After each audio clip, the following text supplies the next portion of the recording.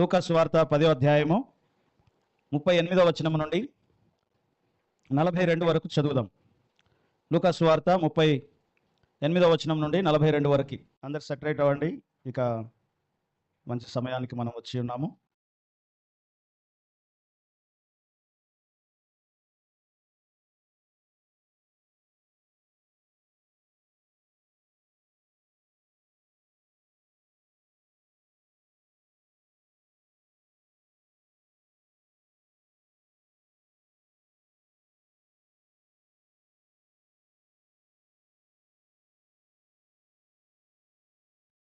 అంతటా వారు ప్రయాణమై పోవుచుండగా ఆ. ఆయన ఒక గ్రామంలో ప్రవేశించాను.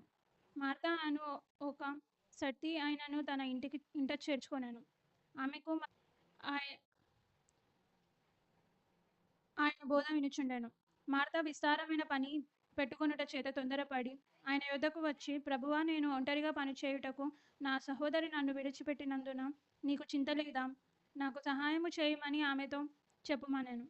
అందుకు ప్రభువు, మార్తా మార్తా, నీవు అనేకమైన పనులను గూర్చి విచారము కలిగి తొందరపడుచున్నావు, కానీ అవసరమైనది ఒకటే. మరియా ఉత్తమమైన దానిని ఏర్పరచుకొనెను, అది ఆమె యొద్ద నుండి తీసివేయబడదని ఆమెతో చెప్పాను. చాలు. మన ప్రభు అయిన యేసు ఒకానొక దినమున బేతని అనేటువంటి ఒక గ్రామానికి ఆయన వెళ్ళినాడు. అక్కడ మార్తా మరియల ఇంటికి ఆయన వెళ్ళినాడు. ఆ ఇంటికి ఆహ్వానించబడ్డాడు. మార్తా ఆయనను ఆ ఇంటికి పిలిచింది. సో కాబట్టి ఇంటికి పిలిచింది. ఆ ఇంట్లో ఎవరెవరు ఉన్నారంటే మార్తా మరియా ఇద్దరు ఉన్నారు. సో కాబట్టి యేసయ్య ఆయన బోధకుడు, ఆయన మంచి బోధకుడు, వాక్యమైనటువంటి దేవుడు. వాక్యమే శరీరం ధరించి ఈ భూమి మీదకి వచ్చి వాళ్ళ ఇంటికి వచ్చింది ఇప్పుడు. కాబట్టి ఆ ఇంటికి వచ్చినప్పుడు మార్తా ఏం చేస్తుందంటే, వచ్చిన వ్యక్తికి ఆతిథ్యం ఎట్లా ఇవ్వాలా అని చెప్పి ఆతిథ్యం ఇవ్వడం కోసము ఆమె నానా రకాల పనులు పెట్టుకొని ఆ పనులలో ఆమె బిజీగా ఉంది. అయితే మరియా ఆయన పాదముల యొద్ద కూర్చొని ఆయన బోధ, ఆయన ఉపదేశము ఆమె వినుచూ ఉంది.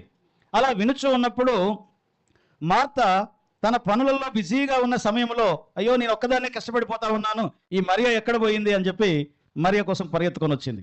వస్తే ఆయన పాదాల దగ్గర కూర్చొని ఆయన ఉపదేశాన్ని వింటూ ఉందంట. అప్పుడు మార్తా ఏమన్నదట, ప్రభువా, నేను ఒక్కదాన్నే ప్రయాసపడుతా ఉన్నాను, ఇన్ని పనులు ఉన్నాయి. ఆ మార్తా ఏమో అలా అక్కడ కూర్చొని నీ మాటలు వింటూ ఉంది, ఆమెను పంపించు అక్కడి నుంచి అని చెప్పి ఆమె ఏం చేసిందంట, ఆయనని అడిగితే అప్పుడు ఆయన ఏమంటున్నాడు అంటే, మార్తా మార్తా, నీవు అనేకమైన పనులు పెట్టుకొని చింత కలిగి విచారపడుతూ నీవు చింత చేస్తూ ఉంటున్నావు. మరియా అవసరమైనది ఒకటే, ఆ అవసరమైన దానిని మరియా ఉత్తమమైనది ఒకటే, ఆ ఉత్తమమైన పని ఆమె ఏర్పరచుకుంది. ఏది ఉత్తమమైనది అంటే దేవుని ఉపదేశమును వినడం అనేది ఏంటిదట, ఉత్తమమైన పని. సో కాబట్టి మన జీవితంలో చాలాసార్లు అన్నిటికీ సమయం ఇస్తాము కానీ దేవుని మాటలు వినడానికి మనము సమయము ఇవ్వము అంట. కాబట్టి ఉత్తమమైనది ఎందుకు అంటే, అది ఉత్తమమైనది, అది ఏర్పరచుకొనదగినది. ఆ ఉత్తమమైన దానిని మనము ఏర్పరచుకొనదగినది, తొందరపడకూడనటువంటిది. అది నువ్వు ఏర్పరచుకుంటే దానికి తొందరపడాల్సిన అవసరం లేదు. వినడానికి నువ్వు ఉత్తమమైన పని, వినడం అనేది ఉత్తమమైన పని. ఆ ఉత్తమమైన పనిని నువ్వు ఏర్పరచుకుంటే అది ఈ భూమి మీద ఒకటే అవసరమైనటువంటిది, ఈ భూమి మీద అదొకటే ముఖ్యమైనటువంటిది. అది ఆమె యొద్ద నుండి తీసివేయబడదు అంటున్నాడు ప్రభు. ఎందుకు ఉత్తమమైనది? అరే, దేవుని మాటలు వినడం, దేవుని ఉపదేశం వినడం ఎందుకు ఉత్తమమైనదయ్యా? అంత గొప్ప విషయం ఏముంది అందులో? ఈ మాటలు వినడం అంత ఉత్తమమైనదా? దేవుని మాటలు వినడం ఎంత ఉత్తమమైనది అంటే దేవుని వాక్యం తెలియజేస్తూ ఉంటుంది. మరొక లేఖన భాగం చదవండి, ద్వితీయోపదేశకాండం 4వ అధ్యాయం 32వ వచనం. ఎందుకు అంత గొప్ప అద్భుతము ఇది? ఈ వినడం అనేది ఒక అద్భుతం లాంటిది అంట, ఒక గొప్ప అద్భుతం లాంటిది ఇది. దేవుడే అంటున్నాడు ఏమని, అవసరమైనది ఒక్కటే, ఉత్తమమైనది ఒకటే, అది ఆమె యొద్ద నుండి తీసివేయబడదు. ద్వితీయోపదేశకాండం 4వ అధ్యాయం 32వ వచనం. 4వ అధ్యాయం 32వ వచనం. దేవుడు భూమి మీద నరుని సృజించిన దినము, వినండి, దేవుడు భూమి మీద నరుని సృజించిన దినము మొదలుకొని నీకంటే ముందుగా నుండి మునుపటి దినములలో ఆకాశము యొక్క ఆ. ఈ దిక్కు నుండి ఆకాశము యొక్క ఆ దిక్కు వరకు ఆకాశము నుండి ఈ దిక్కు నుంచి ఆకాశము నుండి ఆ దిక్కు వరకు ఇటు గొప్ప కార్యము ఇట్టి గొప్ప కార్యము జరిగిన దీని వంటి వార్త ఎప్పటి నుంచట? భూమి అంటే నరుని దేవుడు సృజించినది మొదలుకొని, భూమి ఆకాశములను సృజించినది మొదలుకొని, ఈ దిక్కు నుండి ఈ దిక్కు వరకు గతంలో ఎప్పుడైనా ఇలా జరిగిందా? ఏం జరిగిందట? దీని వంటి వార్త వినబడిన ఇలాంటి వార్త నీకు ఎప్పుడన్నా వినబడ్డదా అని నీవు అడుగుము. నువ్వు అడుగు. నీ దేవుని స్వరము నీ దేవుని స్వరము అగ్ని మధ్య నుండి మాటలాడుట వినినట్లు మరి ఏ జనమైనా విని బ్రతికిందా? ఏమంట? దేవుని స్వరము అగ్ని మధ్యలో నుంచి ఈ జనాంగం విన్నది. అలా విని బ్రతికినటువంటి జనాంగం ఎవరైనా ఉన్నారా? మీ దేవుడైన యెహోవా ఐగుప్తులో మీ కన్నుల చాలు. కాబట్టి ఇక్కడ ఇట్టి గొప్ప కార్యము ఎప్పుడైనా జరిగిందా? భూమి పుట్టినది మొదలుకొని ఇప్పటి వరకు దేవుని స్వరము విన్నటువంటి జనాంగము ఎప్పుడైనా బ్రతికిన చరిత్ర ఉందా? ఎందుకు అద్భుతమైనది అంటే, దేవుని వాక్యం ఆది యందు వాక్యం ఉండెను, వాక్యము దేవుడై ఉండెను, ఆ వాక్యము శరీరము ధరించి భూమి మీదకి దిగి వచ్చెను. అదే వాక్యము ఈ రోజు బేతని అనే గ్రామంలో మార్తా మరియల ఇంటికి నడుచుకుంటూ వచ్చింది. ఎలా వచ్చిందట? ఆది యందు వాక్యం ఉండెను, వాక్యము దేవుని యొద్ద ఉండెను, ఆ వాక్యము శరీరము ధరించి భూమి మీదకి వచ్చి సంచరిస్తూ ఎక్కడికి వచ్చిందంటే ఇప్పుడు మార్తా మరియల ఇంటికి వచ్చింది. వస్తే మార్త ఏం చేస్తుందంట? చాలా బిజీగా ఉంది. మరి ఏం చేస్తుంది? ఆయన మాటలు వినుచుంది. ఆ అగ్ని మధ్యలో వినబడినటువంటి మాట, ఆ ధూమమయమైనటువంటి అగ్ని మధ్యలో వినబడినటువంటి మాట నిర్గమాకాండం 19వ అధ్యాయం 18వ వచనం నుండి మనం చదివితే అక్కడ మనకు ఉంటుంది. 19వ అధ్యాయం 18వ వచనం నుండి.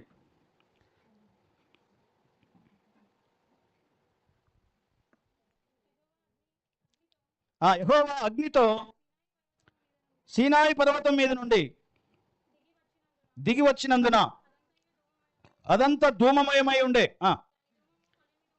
అది కొలిమి ధూమము వలె ఉండే, పర్వతమంతా మిక్కిలి కంపించెను, ఆ భూరధ్వని అంతకంతకు బిగ్గరగా మ్రోగెను. మోషే మాటలాడుచుండగా దేవుడు కంఠస్వరము చేత అతనికి ఉత్తరం ఇచ్చుచుండెను. యెహోవా సీనాయి పర్వతం మీద ఆ పర్వతం శిఖరము మీదికి దిగి వచ్చెను. ఆ రోజు దేవుని వాక్యము ఈ భూమి మీదకి వచ్చినప్పుడు దేవుడు సీనాయి పర్వతం మీదకి అగ్నిమయమై ధూమమయమై ఉన్నటువంటి ఆ పర్వతం మీదకి, ఆ కొలిమి లాంటి ధూమమయమై ఉన్న ఆ పర్వతం మీదకి దేవుడు దిగి వచ్చి మోషేకు 10 ఆజ్ఞలు, ఆ ధర్మశాస్త్రమును, దేవుని వాక్యమును ఏం చేసినాడట? ఇచ్చినాడు. ఆ వాక్యము ఇప్పుడు ఏమైంది?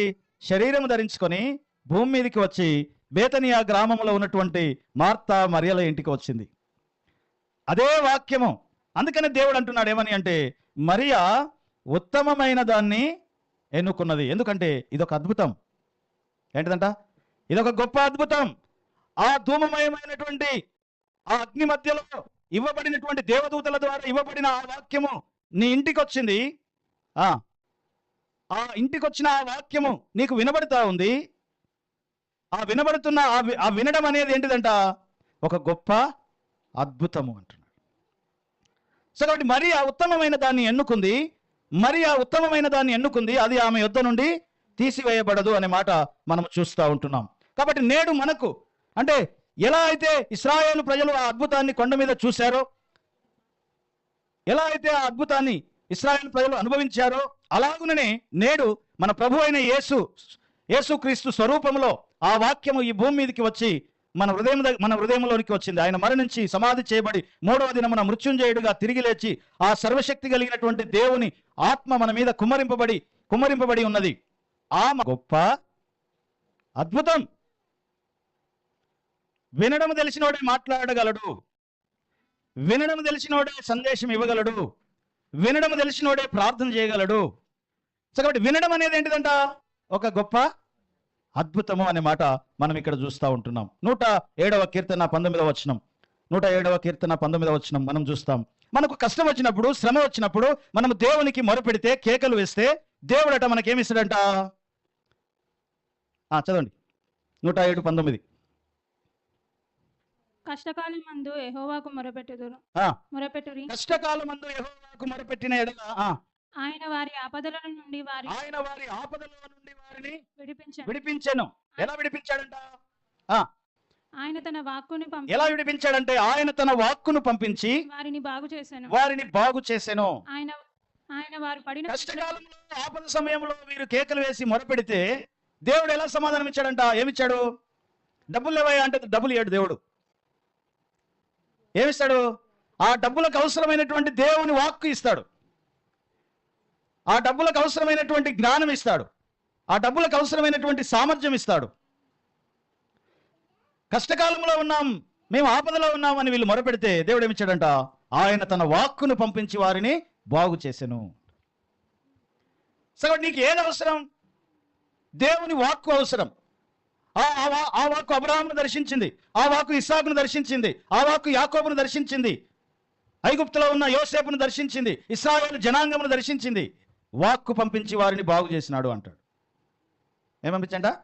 ఆయన తన వాక్కును పంపించి వారిని బాగు చేసినాడు అంటాడు. కాబట్టి అగ్ని లాంటి దానిలో నుండి ఆ వాక్కు బయటికి వచ్చింది. అగ్ని లాంటి దానిలో నుంచి ఆ మాటలు బయటికి వచ్చినాయి. ఎక్కడి నుంచి వస్తాయంట?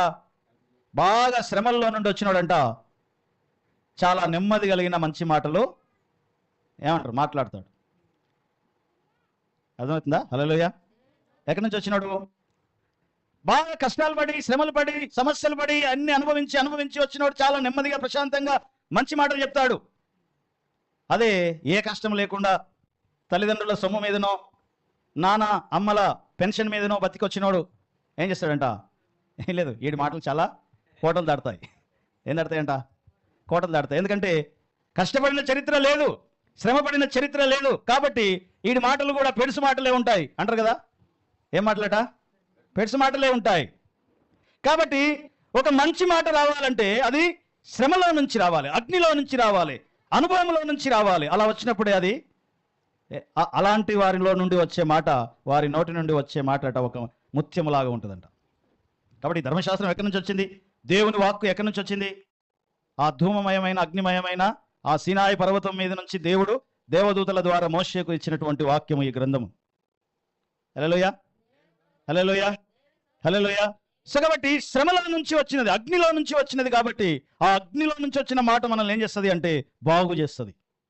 ఆ బాగు చేసే మాట దగ్గర కూర్చుందామే. మన జీవితాలను బాగు చేసే మాట ఏం చేస్తుందామే? వింటూ ఉంది. అప్పుడు అంటున్నాడు యేసయ్య ఏమని? ఈ భూమి మీద అవసరమైనది ఒకటే, ఆ నాలుగిట్లో ఒకటి కాదు. అవసరమైనది ఒకటే, ఉత్తమమైనది ఒకటే. అదేంటిదంటే ఆయన యొద్ద కూర్చొని ఆయన ఉపదేశమును ఏం చేయాలంట? వినుట. యోహాను సువార్త 4:13 ఇక్కడ ఒక సమరయ స్త్రీ కనబడతా ఉంది. ఈ సమరయ స్త్రీ మిట్ట మధ్యాహ్నం వేళ ఆమె కుండ పట్టుకొని యాకోబు బావి దగ్గరికి వచ్చింది. దేనికోసం? కుండ పట్టుకొని దేనికోసం వస్తారు? నీళ్ళ కోసం వచ్చింది. వస్తే ఆ బావి దగ్గర యేసయ్య కూర్చొని ఉన్నాడు. ఎవరున్నారు? ఒక ఆమె కాలి కుండతో వస్తుంది, నీళ్ళ కోసం వచ్చింది ఒక బావి దగ్గరికి. అది యాకోబు బావి అంట. ఆ బావి దగ్గర ఎండపూట యేసయ్య కూర్చొని ఉన్నాడు. ఆమె వచ్చి నీళ్లు చేస్తా ఉంది. చేస్తుంటే యేసయ్య ఆ మాట కలిపాడంట, అమ్మా నాకు కొంచెం నీళ్ళు ఇస్తావా అన్నాడు. అంటే అప్పుడు ఆమె ఏమన్నదంటే, మేము సమరయులం, మీరేమో యూదులు, మా నీళ్ళు మీరు తాగుతారా అన్నది. అయినా నీ దగ్గర తాడు లేదు, బకెట్ లేదు, నువ్వు ఎలా ఈ బావిలో నుండి నీళ్లు చేదుకుంటావు అని ఆయనని అడిగింది. అప్పుడు ఆయన అన్నాడు ఏమని? చదవండి అన్నమాట. 4:13 యోహాను సువార్త 4:13. అందుకు యేసు, నీళ్లు త్రాగు ప్రతివాడును, ఈ నీళ్లు త్రాగు ప్రతివాడును, ఏ నీళ్లు? ఈ యాకోబు బావిలో నుంచి వచ్చే నీళ్లు తాగు ప్రతివాడు మరలా దప్పిగొనును. నేనిచ్చే నీళ్లు త్రాగువాడు ఎప్పుడునో దప్పిగొనడు. ఏమన్నది? అమ్మా ఈ నీళ్లు తాగితే నువ్వు మళ్ళీ కుండ పెట్టుకొని రావాలి. ఇవాళ తీసుకొని పోతావు, మళ్ళీ రేపు కుండ పెట్టుకొని రావాలి, ఎందుకంటే రేపు మళ్ళీ దాహం వేస్తుంది మీకు. కానీ నేనిచ్చే నీళ్లు తాగితే నీకు ఇక ఎన్నడూ దప్పిక వేయదు అని చెప్పి యేసయ్య అన్నాడు. అప్పుడు సమరయ స్త్రీ ఏం చేసింది? అసలు సమరయ స్త్రీ దాహం తీరిందా? హల్లెలూయా, హల్లెలూయా. అసలు దాహం తీర్చబడడం అంటే ఏంటి? మన దాహం ఎలా తీర్చబడుతుంది? ఒక మనిషికి ఉన్నటువంటి దాహం ఎలా తీర్చబడుతుంది? యేసయ్య ఏ నీళ్ళ గురించి మాట్లాడుతున్నాడు? మనుషుడు రొట్టె వలన కాదు, దేవుని నోటి నుండి వచ్చే ప్రతి మాట వలన బ్రతుకుతాడు. నువ్వు తినే తిండిని బట్టి కాదు నువ్వు బతికేది. నువ్వు తినే తిండిని బట్టి కాదు, నువ్వు తాగే నీళ్ళని బట్టి కాదు నువ్వు బతికేది, నువ్వు వినే మాటను బట్టి. హల్లెలూయా, హల్లెలూయా. వినుట వలన విశ్వాసము కలుగును, అది క్రీస్తుని గూర్చిన మాట వలన.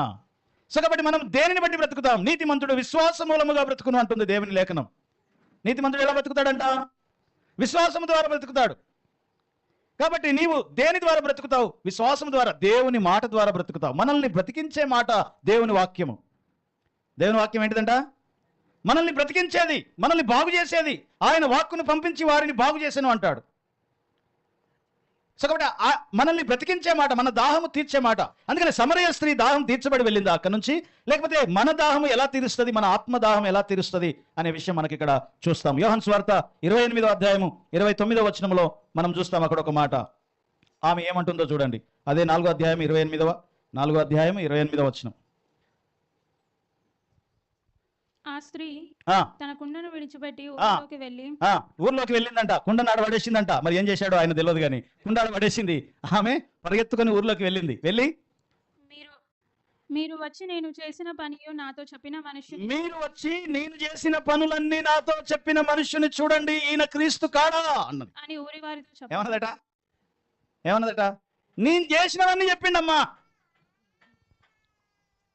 నేను చేసినవన్నీ నాతో చెప్పిన ఈయన క్రీస్తు కాడా, రండి వచ్చి చూడండి అని చెప్పి ఊర్లోకి వెళ్ళింది. అప్పటిదాకానేమో ఆమె దాచుకొని తిరిగింది. తప్పులు చేసేది కదా, దాచుకొని తిరిగింది.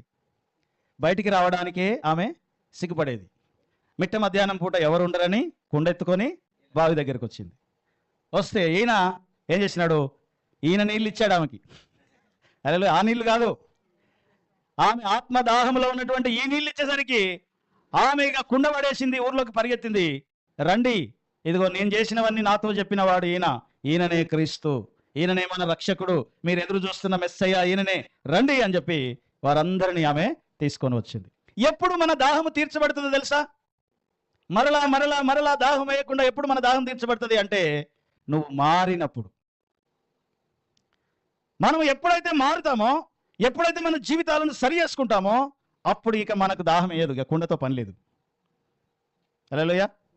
ఆమె బ్రతుకు మారింది. ఆయన మాట్లాడిన 4 మాటలకి ఏం మారిందట? అసలు నీకు కావాల్సింది ఈ నీళ్లు కాదమ్మా, నీ ఆత్మలో ఉన్న ఆ ఆత్మకి కావాలి నీళ్లు అని చెప్పి ఆయన మాట్లాడిన మాటలకి ఆమె జీవితం మారిపోయిందంట. అప్పటిదాకా సిగ్గుపడుతూ దాచుకుంటూ వచ్చే ఆమె ఇప్పుడు కుండ పక్కన పడేసి ఊర్లోనికి వెళ్ళి అందరినీ పిలుచుకొని వచ్చి చెప్తుంది, ఈయనే క్రీస్తు అని. ఎలా తీర్చబడుతుంది మన దాహం అంట? మనం చేంజ్ అయితే, మనం మారితే, మనం రూపాంతరం చెందితే, ఉత్తమమును అనుకూలమైన దేవుని చిత్తమేదో గ్రహిస్తే మన దాహము, మన ఆత్మ దాహము ఏమవుతుంది? తీర్చబడుతుంది అనే మాట మనం చూస్తూ ఉంటున్నాం. హల్లెలూయా. ఆదికాండం 26వ అధ్యాయంలో మరొక మాట మనం చదువుతాం. 5వ వచనం. ఆదికాండం 26వ అధ్యాయం 5వ వచనం. ఆదికాండం 26వ అధ్యాయం 5వ వచనం. అబ్రాహాము నా మాట విని ఆ, నేను విధించిన దాని ఆజ్ఞలను ఆ, నా ఆజ్ఞలను నా కట్టడలను నా నియమములను కైకొనెనని చెప్పాను. సో కాబట్టి అబ్రహాము నా మాటలు, నా ఆజ్ఞలు, నా కట్టడలు ఆ అగ్నిలో నుంచి నేను ఇవ్వకముందే ఆయన ఏం చేసినాడట? అనుసరించినాడు, పాటించినాడు, తన పిల్లలకు వాటిని నేర్పించినాడు. కాబట్టి ఇస్సాకు నీ తండ్రి మార్గంలో నువ్వు నడువు అన్నాడు. దేవుడు ఇస్సాకు చెప్తున్నాడు, నీ తండ్రి మార్గంలో నువ్వు నడవాలి అన్నాడు. కాబట్టి తండ్రి మార్గం ఏంటి? ఆ తండ్రి తవ్విన బావులన్నీ తవ్వాడంట మళ్ళీ. ఎవరు? ఇస్సాకు. ఎవరు తవ్విన బావులు? తండ్రి తవ్విన బావులన్నీ ఆయన తవ్వినాడు. బావిలో ఏముంటుంది? నీళ్ళుంటాయి. మళ్ళీ నీళ్ళ కడికే వచ్చాము. బావిలో ఏముంటాయి? నీళ్ళుంటాయి. తండ్రి తవ్విన బావులన్నీ తవ్వాడు, ఆ బావులకు పేర్లు పెడుతున్నాడు, తవ్వుతున్నాడు. నిలబడగానే ఆ బావికి ఒక పేరు పెడుతున్నాడు. నిన్ను నువ్వు తవ్వుకోవాలి దేవుని దగ్గరికి వచ్చి, నిన్ను నువ్వు పరిశోధించుకోవాలి దేవుని దగ్గరికి వచ్చి, నీకు నువ్వు రూపాంతరం చెందాలి దేవుని దగ్గరికి వచ్చి. అప్పుడే మనం ఏమవుతామంటే ఉత్తమమైన జీవ జలములను మన జీవితంలో మనము పొందుకుంటాం. ఎన్నడూ దాహము వేయని నీళ్లను మనము అందుకుంటాము. యాకోబు ఏమంటారు ఇస్సాకు ఏం చేసినాడంట? తండ్రి యొక్క బావులను ఆయన తవ్వినాడు. ఆ బావులలో తవ్వడం వల్ల ఏమొచ్చిందట? ఆయనకి వాటర్ వచ్చింది, నీళ్ళు వచ్చింది. అవి తవ్వగానే ఆ చుట్టుపక్కల ఉన్న వాళ్ళందరూ వచ్చారట. తవ్వడానికి వీలు లేదన్నారు. ద్వేషం నీలో నుండి పోవాలి అన్నాడు. మరొక బావి తవ్వాడు, అక్కడ శత్రుత్వం వచ్చింది. దేవునికి ఆయనకు ఉన్నటువంటి శత్రుత్వం బయటపడ్డదంట. ఇంకొక బావి తవ్వాడు, అట్లా 4 బావులు తవ్వాడు. ఒక బావి దగ్గర ఒక బావి తవ్వితే వేరే మనుషులు వచ్చి ఆయనతో నిబంధన చేసుకున్నారట. మేము ఇప్పటిదాకా నిన్ను అనవసరంగా నీ మీద ద్వేషం ప్రదర్శించాం, శత్రుత్వం ప్రదర్శించాం, నిన్ను బాధ పెట్టాము. ఇక నీ నీ నీ అంతటి నువ్వు కాదు, నీ దేవుడే నీకు తోడై ఉన్నాడు కాబట్టి నీతో మేము నిబంధన చేసుకుంటామని చెప్పి ఇస్సాకుతో వాళ్ళు ఏం చేసినారట? నిబంధన చేసుకున్నారట. అంటే ద్వేషము నుంచి, శత్రుత్వము నుంచి ఆయన ఎక్కడికి వచ్చాడంటే దేవుని యొక్క నిబంధన కాడికి వచ్చాడు. దేవునితో నిబంధన చేసుకునే ప్లేస్కు ఆయన వచ్చినట్లుగా మనము చూస్తున్నాం. అప్పుడు దేవుడు అంటాడు ఏమని? ఇస్సాకు, భయపడకము, నేను నీకు తోడై ఉన్నాను. భయపడకము, నేను నీకు తోడై ఉన్నానని చెప్తూ ఉంటున్నాడు. అంటే మనం ఏం చేయాలంటే ఉత్తమమైన దానిని, లేకపోతే ఈ భూమి మీద ఒకటే సరి అయినటువంటిది, దానిని మనం ఎన్నుకోవాలి. అది ఏంటి అంటే దేవుని మాటల్ని మనము వినడం, దేవుని మాటల్ని నీవు గ్రహించడం, దేవుని మాటల్ని మరియలాగా ఆ ఉత్తమమైన దానిని నీవు ఎన్నుకోవడం. రెండవది, మనము మన ఆత్మ దాహము తీర్చగలిగిన దేవుని మాటలు. దేవుని మాట ఏం చేస్తుందంటే నీ జీవితంలో ఉన్న నీ ఆత్మ దాహమును అది తీర్చివేస్తుంది. యెషయా గ్రంథం 55వ అధ్యాయం, యెషయా గ్రంథం 55వ అధ్యాయంలో మరొక మాట ఉంది, అది చదువుదాం.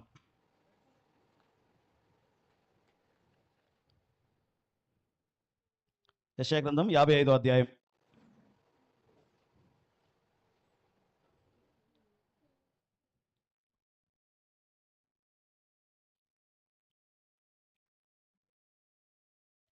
దప్పిగొన్న వారులారా ఆ, నీళ్ళ యొద్దకు రండి. తప్పికొన్న వారులారా నీళ్ళ యొద్దకు రండి. మీరు వచ్చి ఆ దాహంతో ఉన్న వారులారా నీళ్ళ యొద్దకు రండి. మీరు వచ్చి రూకలిచ్చి భోజనము చేయుడి. రండి. రండి. రూకలు లేకపోయినను రూకలు లేకపోయినను ఏమీను ఇయ్యకయే. 10 వచ్చిన వర్షమును హిమమును ఆకాశము నుండి వచ్చి అక్కడికి ఏలాగు మరలవలెను. భూమిని తడిపి విత్తువానికి విత్తనమును భుజించువానికి ఆహారమును కలుగుటకై అది చిగుర్చి వర్ధిల్లునట్లు చేయుము. అలాగుననే నా నోటి నుండి వచ్చే వచనము ఉండును. అంటే దేవుని నోటి నుండి వచ్చే వచనం ఎలా ఉంటుందంట? ఆకాశం నుంచి వర్షం వచ్చి, మంచు వచ్చి ఈ భూమిని తడిపి, పడ్డ వర్షము ఏం చేస్తుంది? ఒట్టిగానే పోదు, మళ్ళీ అది ఈ భూమిని మొలిపించేటట్లు చేస్తుంది, విత్తనము మొలిచేటట్లుగా చేస్తుంది, మళ్ళీ రిటర్న్ వచ్చేటట్టు చేసి అది వెళ్తుంది. ఏదో ఒకటి చేయకుండా ఒట్టిగానే అలా పడిపోదు వర్షం. అలాగునే దేవుని వాక్యము, దేవుని ఉపదేశం కూడా నీకు వినబడది అంటే నీ జీవితంలో అది ఏదో ఒక కార్యము చేయకుండా నీ జీవితంలో నుంచి అది దేవుని వాక్యము వెళ్ళదు అంట. హల్లెలూయా. సో కాబట్టి మన జీవితాలను మార్చే దేవుని వాక్యమును మనం ఏం చేయాలంట? వింటూ ఉండాలి, చదువుతూ ఉండాలి, ధ్యానిస్తూ ఉండాలి, దాన్ని నెమరు వేస్తూ ఉండాలి. అది చాలా ఉత్తమమైన పని, దానికంటే మించింది మరొకటి లేదు అని చెప్పి దేవుని వాక్యంలో మనం చూస్తున్నాం. నీ జీవితంలో ప్రయారిటీస్, ఫస్ట్ దేనికి ప్రయారిటీ నీ జీవితంలో ఇస్తున్నావు? ఫస్ట్ ప్రయారిటీ ఇస్సాకు దేనికి ఇచ్చాడు? మొట్టమొదట బలిపీఠం కట్టాడంట. మొట్టమొదట ఏం చేశాడు? ఫస్ట్ బలిపీఠం కట్టాడు. రెండోది ప్రార్థన చేశాడు. మూడోది తన కుటుంబం కోసం గుడారం వేశాడు. నాలుగోది అప్పుడు బావి తవ్వాడు. బావి అంటే పని. మొదట ఏముండాలి? దేవునికి మనకి కనెక్ట్ చేసేటువంటి దేవుని సన్నిధికి ప్రయారిటీ ఇవ్వాలి. రెండోది దేవుని సన్నిధిలో ప్రార్థనకి మనం ప్రయారిటీ ఇవ్వాలి. మూడోది మనం ఫ్యామిలీకి మూడవ ప్రయారిటీ ఇవ్వాలి. నాలుగోది మన పని. కానీ మనం ఏం చేస్తాం తెలుసా? దీన్ని పూర్తిగా రివర్స్ చేసి ఫస్ట్ పని, తర్వాత ఫ్యామిలీ, తర్వాత ప్రార్థన, తర్వాత కుదిరితే దేవుని సన్నిధి. ఏం చేసామంట? రివర్స్ చేసేసాం. కానీ ఇస్సాకు ఎప్పుడైతే ప్రయారిటీ మారిందో, ఎప్పుడైతే వాళ్ళు వచ్చి నిబంధన చేసుకున్నారో, దేవునితో ఆయనకు నిబంధన ఏర్పడ్డదో, ఎప్పుడైతే దేవునికి ఆయనకి ఒక కనెక్షన్ ఏర్పడ్డదో, ఫస్ట్ ప్రయారిటీ మారింది. అంతకుముందేమో బావులు తవ్వేవాడు, ఫస్ట్ ప్రయారిటీ ఉండే. ఇప్పుడేంది? బలిపీఠం కట్టేశాడు. దేవుని ఆరాధించడం ఫస్ట్ ప్రయారిటీ, తర్వాత ప్రార్థన చేయడం రెండవ ప్రయారిటీ, మూడో ప్రయారిటీ ఏంది? అప్పుడు కుటుంబం కోసం ఒక గుడారం వేశాడు. నాలుగోది అప్పుడు బావి తవ్వాడంట. హల్లెలూయా. నీ జీవితంలో ఫస్ట్ ప్రాధాన్యత ఎప్పుడైతే దేవునికి ఇస్తావో అప్పుడు నీ జీవితంలో మిగతా అన్నీ కూడా మారిపోతాయి. నీ ప్రయారిటీస్ మారితే, నువ్వు ప్రాధాన్యతనిచ్చేది దేవునికి మొదటి ప్రాధాన్యతనిస్తే మిగతా అన్నీ కూడా దేవుడు నీ జీవితంలో ఆశీర్వదిస్తాడు, అనుమతిస్తాడు. సో కాబట్టి మన రక్షణ అనేది ఒక లోతైన బావి లాంటిది. రోజు దానిని ఏం చేయాలంట? తవ్వాలి, తోడుకోవాలి, దేవుని వాక్యాన్ని తవ్వాలి, వినాలి, దేవుని వాక్యాన్ని అనుసరించాలి.